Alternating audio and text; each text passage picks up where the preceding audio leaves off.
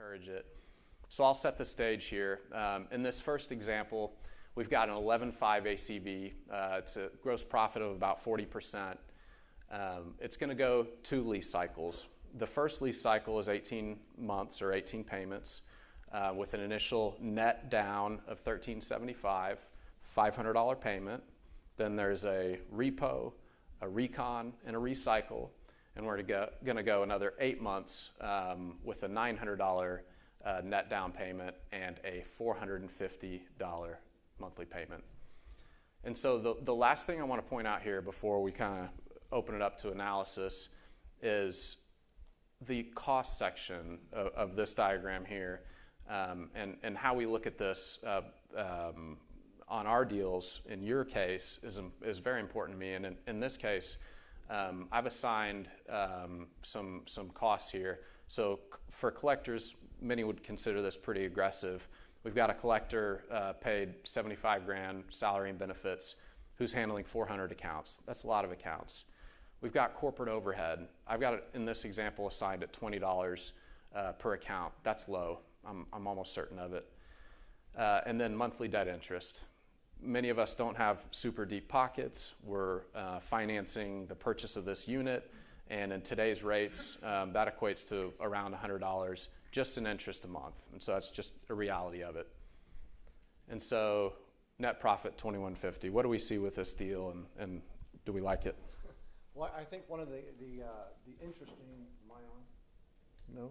Hello? Okay. One of the interesting things on this, and I hadn't thought of it prior to looking at it just now, but this is the cycle that we've been in, I think, during the pandemic. For a lot of us, and you'll see in some other slides, I think, the profit actually being a little bit higher, but this idea of buying an 11.5 unit back in the middle of 2020, 2021 early, we keep a customer in the car now for 26 months. We've repoed it and recycled it once. But we were buying 110, 120,000 mile cars back in the early 2020 and 2021 cycle. And then we realized, hey, this car's got 150, 170,000 miles on it now, and we want to repo it and get it off of our books.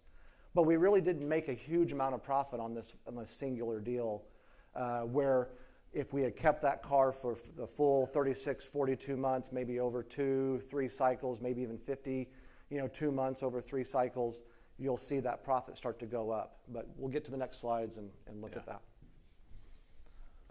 Okay, that same exact setup and structure only runs 18 total months. So we've got the first cycle is 12 payments, repo, recon, recycle, and the second one is 6 payments. And so you can kind of see, I don't want to mess anything up. There are a couple of offsetting factors, but not to our benefit. So in this circumstance, of course, we have a little bit less overhead to cover because it's a shorter term. And we're going to get a little more at auction at the end. The mileage isn't quite as high, and it's 1 year younger than if we had carried it another year. But that is not offset by our lost customer payments.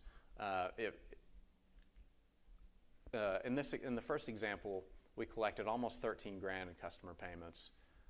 But those lost 8 months cost us almost $4,000. We're down to $8,700 in customer payments.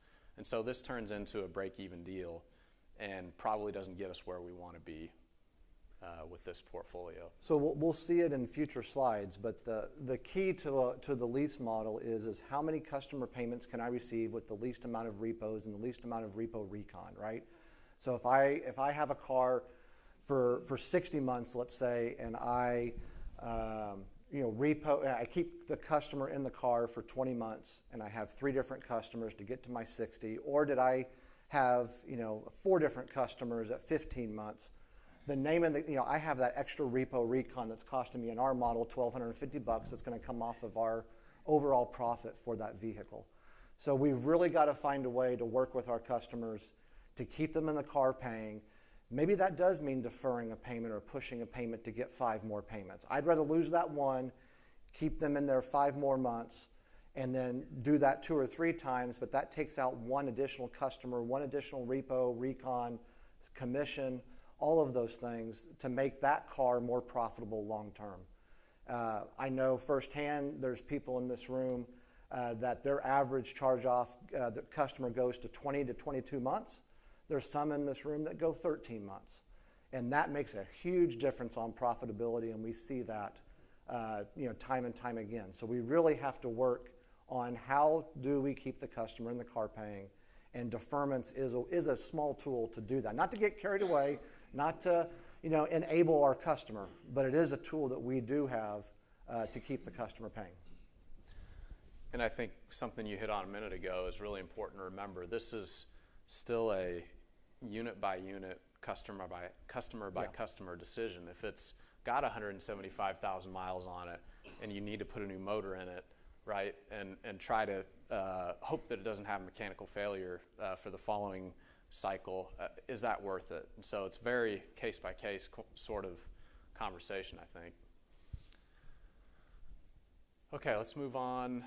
Example number 3, so a $7,500 ACV. So this is going to look a little bit more like kind of traditional buy here, pay here.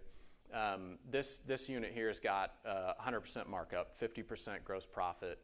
But similar to our very first example, it's going to run 26 total months with 1 recycle involved. So we've got customer payment of $420 the first go around, $375 the second. Down payment $1,100 the first go around, $800 the second. Go ahead and go to the next slide too. So $1,481 is kind of a profit on this unit. And the next one. Well, before we go there real quick, I'll just say, our wholesale proceeds are way down because it's a much higher mileage unit. Yep. At the end of the second cycle, what's left? But yep. We're back down to a $74 profit on this. And I think, again, the idea on these first 4 slides was to show what I think has been where we have been at the last 2 years in this market. And part of the reason, and we'll get into it at the end when we'll show a set of financials of comparing 2019 to 2013, or 2019 to 2023. But the whole idea is that, where we came in and got into that car in 2020 and 2021 just didn't give us as much profit to our bottom line as it previously had, or in previous years for this model. Now, all these examples, we assumed the car was disposed in 18 and 26 months.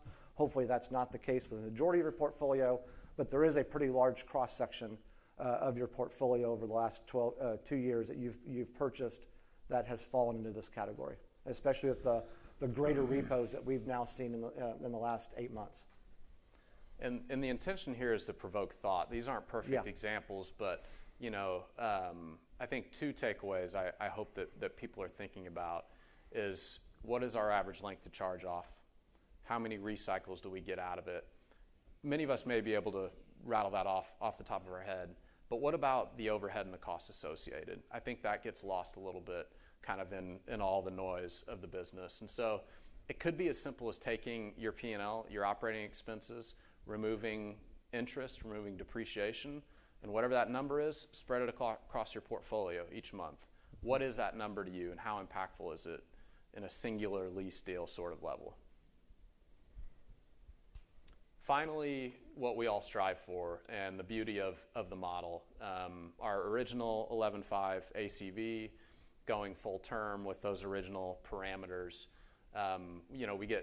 we get total cash in the door of $23,000 on an initial 11.5 investment. Sure, our overhead has to be covered for a longer period of time, but we'll take it. The variable costs are so light compared to the benefit of getting it full term, and you can see we only pay a salesman once. We don't have any repo. We don't have towing and recon at all, and so $7,000 at the end of this is pretty great. Excuse me. Really nothing to add here other than this is the ideal model. I guess the ideal model would be that they turn it in at 35 months and you do it a second time. But this is where we're looking for, or trying to get them to turn it in at 28 months, and flip into the next vehicle to retain that customer.